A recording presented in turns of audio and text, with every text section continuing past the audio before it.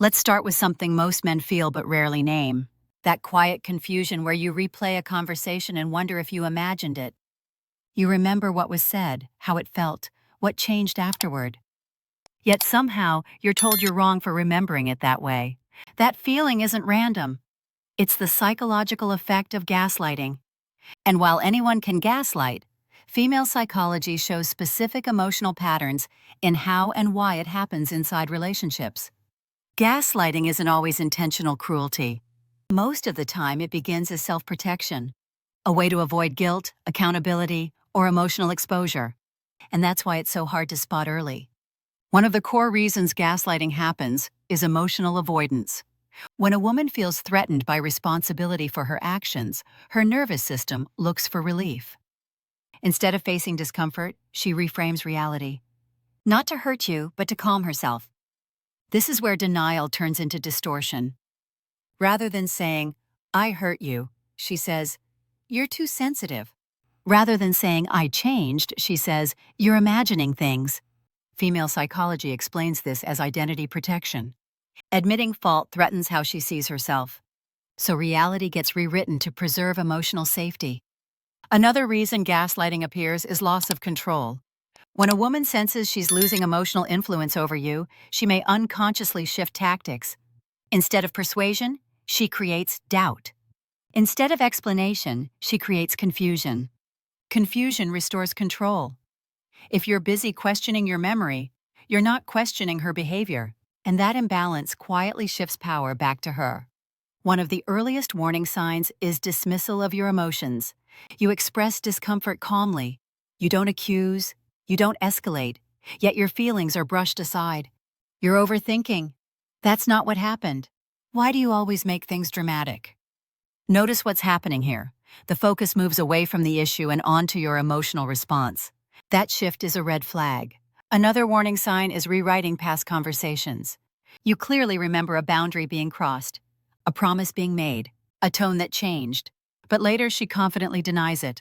Not hesitantly, not thoughtfully, but with certainty. Confidence doesn't equal truth. Female psychology shows that repetition of denial can make the other person doubt themselves. Over time, your trust in your perception weakens. And once perception weakens, dependency grows. Another subtle sign is selective memory. She remembers everything that supports her position, but forgets details that require accountability, not conveniently, consistently. This pattern isn't about intelligence, it's about emotional filtering. Memories that threaten self-image are pushed away. Memories that protect it are reinforced, and the result is a skewed shared reality. Pay attention to how conversations end. Gaslighting rarely resolves issues, it exhausts them. You walk away feeling tired instead of clear, confused instead of understood, apologetic without knowing why. That emotional aftermath is information.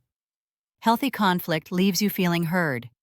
Gaslighting leaves you feeling small. Another major warning sign is role reversal. You raise a concern. Suddenly you're accused of being controlling. You ask for honesty. Suddenly you're labeled insecure.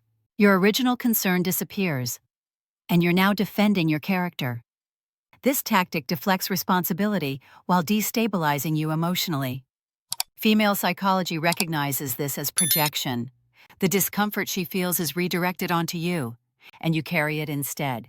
Over time, gaslighting creates self-doubt. You start double-checking your reactions, second-guessing your instincts, minimizing your own boundaries. That's when the dynamic becomes dangerous. Because once you no longer trust yourself, you rely on her version of reality. And that reliance gives gaslighting its power. Here's the part most men miss. Arguing doesn't fix gaslighting. More logic doesn't help. More evidence doesn't convince. More explanations don't restore clarity. Because gaslighting isn't a misunderstanding. It's an emotional defense mechanism. So the correct response is not confrontation. It's grounding. You slow down emotionally. You stop over-explaining. You observe patterns instead of reacting to moments. You begin trusting consistency over words. If gaslighting is happening, you'll notice something clear. Your calm presence threatens the dynamic. When you stop engaging emotionally, when you don't argue your reality, when you don't seek validation, the manipulation loses its effect.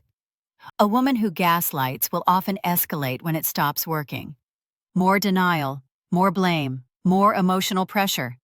That escalation is clarity. Female psychology teaches this truth. Healthy partners adjust when boundaries appear. Manipulative dynamics resist them. The goal is not to label or accuse, it's to protect your sense of self. You don't need to convince someone of your reality. You only need to respect it yourself. If communication consistently leaves you doubting your memory, your feelings, or your sanity, that's not love. That's control disguised as reassurance. Real connection allows disagreement without distortion. Real intimacy allows accountability without collapse. When you recognize gaslighting early, you regain emotional stability, and stability restores power. Because the strongest position in any relationship is clarity without hostility. And clarity begins the moment you stop arguing with someone who benefits from your confusion.